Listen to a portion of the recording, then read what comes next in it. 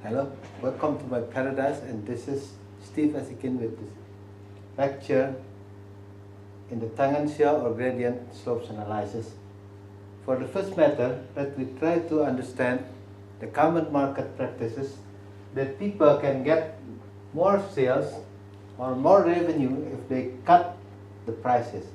It is really important because if the gradient, the slope is relatively low, then if we try to decrease the price from T1 to becoming P number 2, so then the quantity will be raised from the quantity first to the second quantity. So by just deducting a small amount of prices, they can get more sales because the quantity will be multiplied and more people were demanding because of the lower prices. It generates more quantity. So then, for the elastic demand, perfectly elastic demand, it is better to cut the price. So then, the volume of the transaction will increasing, and then the total sales will be more than before the price cutting. But things will be contrasting if we try to sell something which is important, which is things like the luxury. If this is good for common goods, this one is for the luxury goods. So because the slopes is really high, then to get more profit, to get more sales, we better increasing the price rather than just cutting the price. So for instance, if we try to increase the price from P number 3 to the fourth P, so then the quantity will be decreasing from Q3 to Q4, but at the total, the sales volume will be much bigger because the significant price increasing. Then the total will be even more compared to the total sales of the quantity which is sold more at lower prices. Now let's learn another thing, which is the quote mechanism. So if the natural equilibrium here for the supply and demand is at E, so normally the quote decision will give mandatory quantity at Q star. So the Q asterisk will be coming determinant to change the crossing point in the demand and supply, because the supply price normally is higher than the demanded price. So then the supplier can get benefit from the quote here, but easily to be cheated because the demanded price is lower than the equilibrium. So that's why normally, even though it is at the supply price which is high by the quote, normally it will be pulling back down because of the people normally don't want to pay for that kind of prices for the same quality, even though it is already mandatory locked and cannot be achieved more than decided. So natural equilibrium is practically impossible there. Then to talk about another case, which is normally the minimum quantity as the mandate. It is on the contrast then compared to the quote, because this is normally the quantity is set more than the original one. So the quantity mandatory is set to be higher than the natural equilibrium quantity. So it is quite different here. Because the quantity is set more here, so that the supply will be higher than the demanded, then the oversupply does exist, so people cannot use that as proper. Then the supplier will be excess of supply and some production cannot be absorbed by the market. So for the fourth, we can set that the mandatory quantity is running like that, but for the sixth case here, we can talk about the comparative advantage between the Portugal and England during the time or the case given by Adam Smith. if in Portugal they can produce 6 wine or 8 textile, but in England it is 5 wine and 10 textile, the transaction can be done by crossing this point, because the equilibrium is not 0.5 or 0.75, but something in between, like 0.62.5. But practically they can easily get profit from this by buying 10 textiles at England and then sell that to 6.67 at Portugal. Then back to England, it is double, so we can get 12.25 rather than the original 10. So more profits can be done. If we try to repeat it again and again, then the profit will be accumulated, and that is the good things that normally known as the era of mercantiles. So if you are the merchant, you can do that again and again using the price discrimination, and you can get the advantage by the arbitraging of the price. Case number 6 will be the things of the subsidy. If the natural equilibrium is at the quantity 0 and the reference quantity price is there, so normally subsidy set the price lower than the equilibrium. That's why normally the difference in prices here make people need to be given money to support the expenses, because normally what they can get here, it is at higher prices than the mandated by the subsidy. That's why the subsidy is dangerous, and sometimes it's also creating more quantity of demand rather than supply there.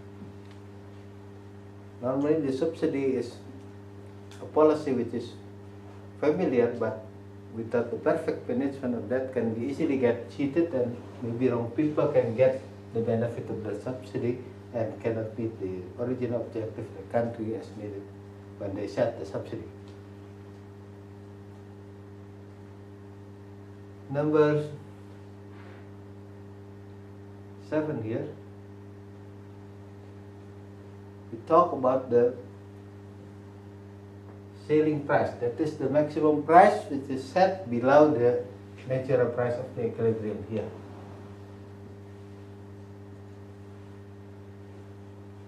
Since the people get at lower than equilibrium, so then the quantity of demanded will be more, because normally people like cheaper goods, but the quantity of supply is less, because supply doesn't need to supply at the such lower prices as set here. That's why normally the price excess in the quantity here will be difficult to be bridged, since people are trying to do the coping mechanism, or they do the black market just to try to bring all the price and quantity back to the natural equilibrium as it should be. So then the decision which is imperfect and changing the nature of the equilibrium itself cannot be done for long, because normally the market itself has the mechanism to protect itself and to fight against the injustice decision, even though it is set very carefully. For the 8th, the floor price is on the contrast of the selling price, because the floor price normally is set much higher compared to the natural equilibrium here. So then the quantity of supply, there are so many, but quantity of the demanded here is so low. So that's why normally some goods cannot be absorbed by the market, and we need the buffer stock here.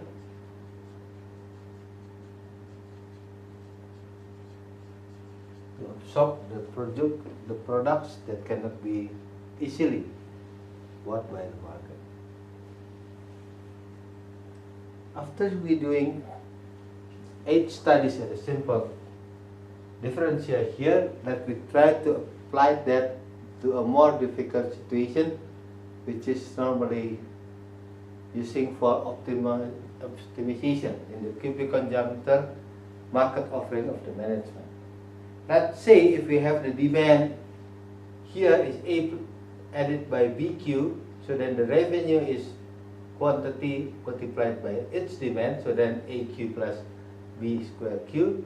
Then the differential of that, the first derivative will be A added by 2B.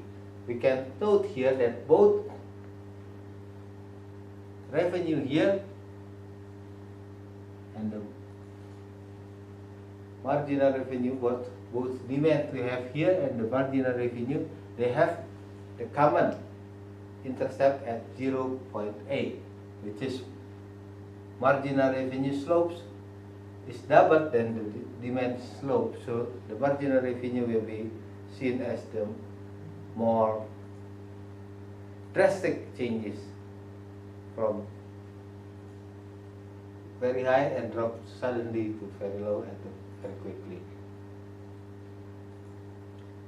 But compared to the prices itself, normally the prices has the gradient of half of the marginal revenues gradient.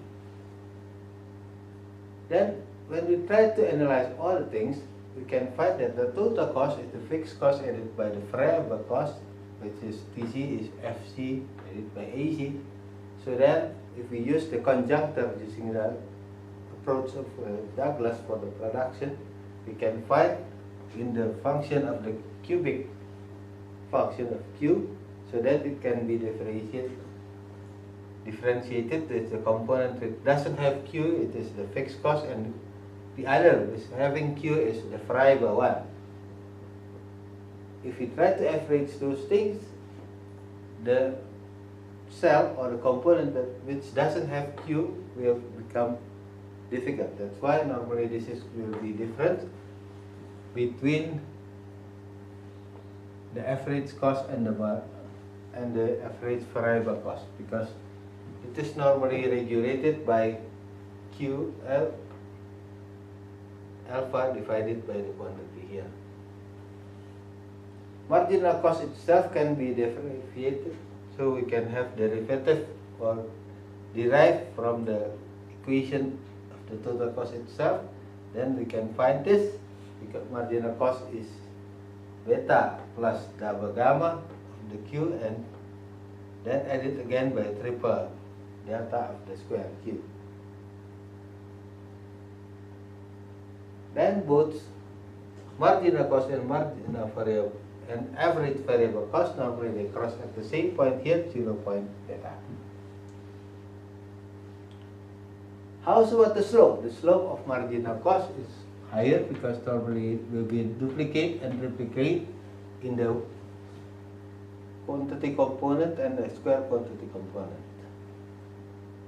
If we try to analyze all the things here, we can find that this will be optimum at marginal cost equal to marginal revenue.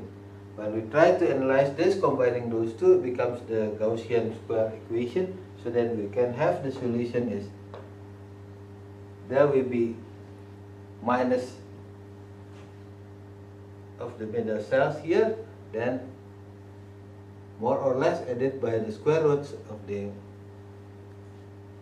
middle coefficient of beta here and deducted by 4 AC, which is mean the very early coefficient of the square quantity, so that we can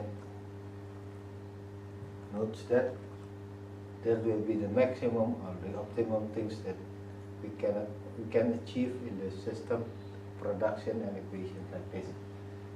So if we try to plot all the things here, that becomes marginal cost, average cost, and average variable cost. And the optimum point here can be found that marginal cost is equal to marginal revenue. So when we try to derive it point this, we can come to this. So that this is the important point, because this is normally the price when marginal cost is equal to marginal revenue. Then, since we already have the proper price there, we also try to optimize how big is the selling price and how big is the average cost, how big the profit per unit that we can gain, and in the total of the whole, how big is the total profit we can receive. So it is optimum price deducted by the average cost. So that the total will be reference Q multiplied by optimum price deducted by the average cost. That is the things that we can be a price setter in the monopolistic condition.